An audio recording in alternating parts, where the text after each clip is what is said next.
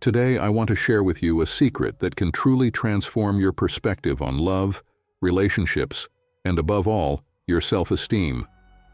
This secret, although powerful, is often ignored or underestimated by many people. Never ask for love. When I say this, I don't mean that love should be avoided or that you should be indifferent to it. On the contrary, love is one of the most powerful and beautiful forces in life. What I'm suggesting, instead, is that love should come to you naturally, without you having to beg, plead, or even worse, submit to conditions that go against your essence, values, or who you truly are. This means you should not alter your personality, your worldview, or your principles just to fit someone else's expectations or demands. Unfortunately, we often see people, in their desperate search for love or acceptance, losing themselves in the process, putting the other person's needs and desires above their own to the point where they lose sight of who they really are. And this is dangerous. True love does not require you to fundamentally change who you are. It should come as a natural consequence of your authenticity, inner strength, and ability to be who you are.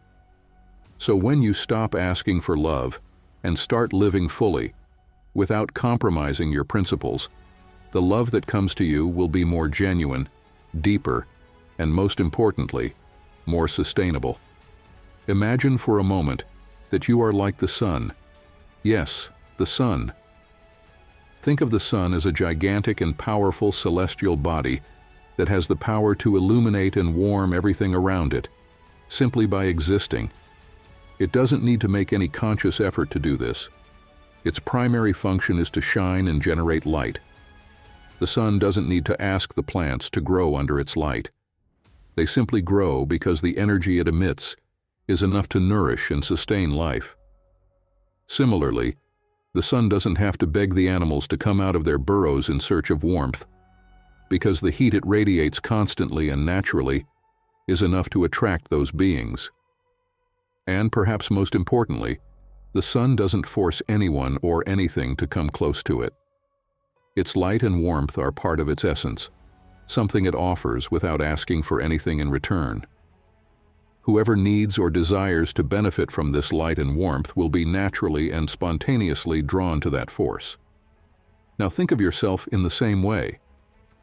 When you recognize your value, when you live with authenticity, there's no need to force connections or beg for recognition. You become a source of light that naturally attracts those who are in tune with your energy, without desperate efforts. The same should apply to your confidence. When you strengthen yourself internally, when you find security in who you are and what you represent, you become a gravitational force. People will be drawn to your orbit, just as the moon is attracted to the earth. And this is exactly how love should work. Something that approaches you because you emit light, because you radiate self-sufficiency and confidence. This power of attraction is not based on manipulation, mind games, or desperate attempts to impress others by pretending to be someone you're not. It doesn't arise from a need for validation or acceptance, much less from trying to hide your flaws or project a perfect image. On the contrary, it is born from genuine and solid confidence, built gradually through your ability to deeply know yourself and value who you truly are. This confidence is authentic, not a facade. It is the result of an internal process where you learn to recognize your qualities, your limitations, and, most importantly, your own worth. And here's the big question. Those who truly know themselves, who accept their virtues and imperfections, who are at peace with themselves, don't need to beg for love from anyone. When you are comfortable in your own skin, you attract the right kind of love, the one that respects and values who you are. The love that is truly worth living for is the kind that comes to you naturally, without pressure, without demands, and most importantly, without you needing to transform into something you're not to be accepted. Genuine love is a mutual exchange of recognition and respect, not something that needs to be forced or taken by force. It flows naturally when both parties are in harmony with who they truly are. Now, you might be asking yourself, but how exactly does this work? Well, this is where the wisdom of the ancient Stoic philosophers comes in. Stoicism is a philosophy that teaches us the importance of self-control, self-sufficiency, and serenity in the face of life's challenges. These concepts, which may seem distant from our modern reality, are actually extremely relevant when we talk about romantic relationships. In Stoicism, confidence and self-respect are fundamental elements. When you have confidence in yourself, you no longer need to seek external validation. When you have respect for yourself, you don't accept crumbs of affection or attention. You become like the sun, a source of energy that doesn't dim just because someone else fails to recognize your brightness. And that is the key. Being true to who you are, to your convictions, and to your essence. Only then will you be able to attract the right people into your life, those who will value you for who you are, not for what you appear to be. But what does it mean to be true to yourself? It means, first and foremost, recognizing your own values and priorities. Often in relationships, we end up sacrificing what truly matters to us just to please the other person or avoid conflict. Over time, this erodes our self-esteem and makes us feel like we are losing our essence. Stoicism teaches us that we should never give up what is essential for our happiness and integrity. Yes, we should seek balance, but never at the expense of our own well-being. Now, I want you to reflect deeply on the concept of reciprocity. Reciprocity is one of the fundamental pillars of any healthy and lasting relationship. It's the necessary balance for relationships to function harmoniously. However, in many situations, we end up forgetting this basic principle. What often happens is that we completely give ourselves to someone, offering everything we have, without realizing that the other side is not willing to give the same. And while this is common, it's a significant mistake. Stoicism warns us about the dangers of investing more in a relationship than the other person is willing to offer. When this happens, the natural balance of the relationship is lost, and over time, emotional exhaustion sets in. It's not about keeping a cold tally of who gave more or less in material or emotional terms. The point is to understand that a true relationship should be a two-way street. For it to flourish, both parties need to be willing to grow together, support each other, and strengthen the bond between them. When there is reciprocity, this process becomes natural, almost organic. Each person gives their best, and in return, receives the best from the other, creating a continuous cycle of mutual growth and strengthening.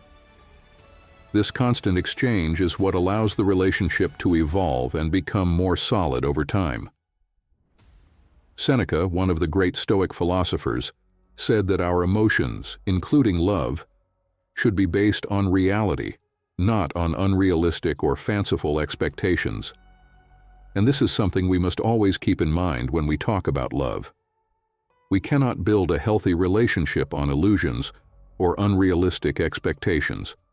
True love, the one that's worth it, is based on respect, mutual trust, and the ability to grow together without power games or emotional manipulation. Now let's talk about a topic that causes a lot of confusion: the myth of love at first sight. This concept, popularized by movies and the media, makes us believe that love is something instantaneous, that happens magically and effortlessly. But in reality, love doesn't work like that. What we often call love at first sight is, in fact, a strong physical attraction or a superficial connection. That's not love. True love is like a garden that needs to be cultivated. It requires time, patience, effort, and above all, trust. Taking care of a relationship is like tending to a garden.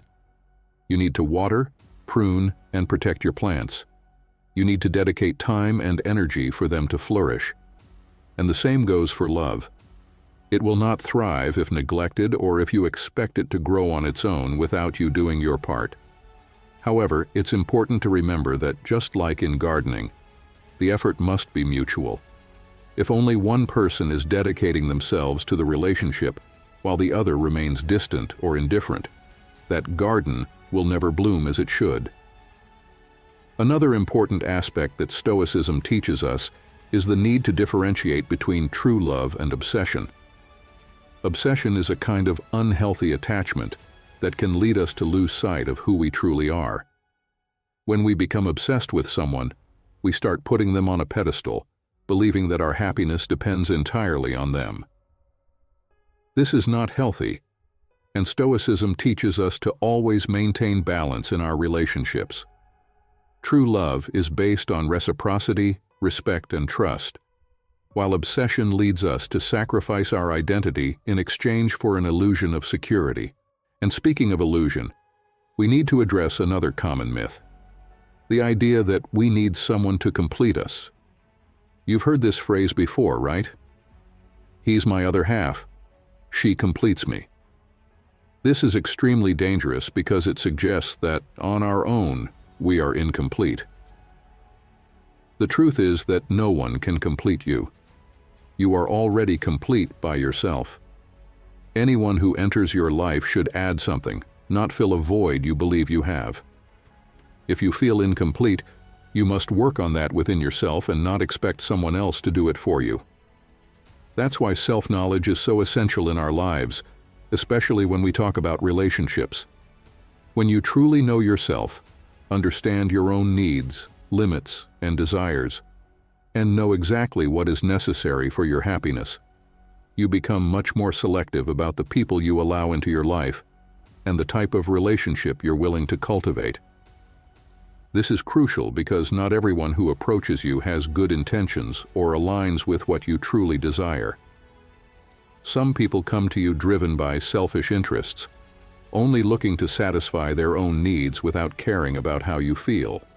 Others may try to manipulate you emotionally, exploiting your weaknesses or insecurities to gain power over you. And then, there are those who are simply not emotionally ready for a serious and healthy relationship. They may be stuck in toxic or immature behavioral patterns, which end up hurting themselves and anyone who gets involved with them. When you have self-knowledge, these traps become easier to identify, allowing you to protect your emotional energy and connect only with people who truly add value to your life. Self-knowledge also gives you the strength to know when to say no, to recognize what is unacceptable, and to keep your standards high, knowing that you deserve more than superficial connections or destructive relationships. If you've ever found yourself in a relationship where you felt like you were giving more than you were receiving, you've likely experienced how emotionally draining that can be. Stoicism teaches us to identify these imbalances and, when necessary, to have the courage to walk away. There is no shame in leaving a relationship that isn't good for you. In fact, it's an act of self-sufficiency and self-respect. Many times, we find ourselves trapped in toxic relationships, the kind that emotionally drain us, limit us, or even hurt us, simply because we are afraid of being alone. This fear is deeply ingrained in society, which often associates being alone with failure or isolation. But here's a truth that can transform your perspective. Being alone is in no way the same as being lonely. In fact, there's a fundamental difference between these two concepts. Being alone can, and often should, be seen as an opportunity for personal growth, self-discovery, and emotional strengthening. It's a time when you reconnect with yourself, discover what you truly value, reflect on your experiences, and prepare for new emotional journeys, much more prepared and aware of what you truly want and need. On the other hand, loneliness is a state of mind, a feeling of emptiness that doesn't depend on the presence of other people. Many people feel deeply lonely even while being in relationships or surrounded by friends, because loneliness is linked to emotional disconnection and the lack of a true connection with themselves.